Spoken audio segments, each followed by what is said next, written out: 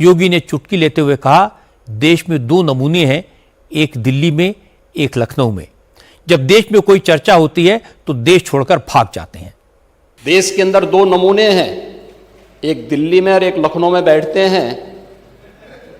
जब देश में कोई चर्चा होती है तो तुरंत वह देश छोड़ करके भाग जाते हैं। और मुझे लगता है कि यही आपके बबुआ के साथ भी हो रहा होगा। वह भी देश से फिर जाएंगे इंग्लैंड की सैर सपाटे में और आप लोग यहां चिल्लाते रहेंगे।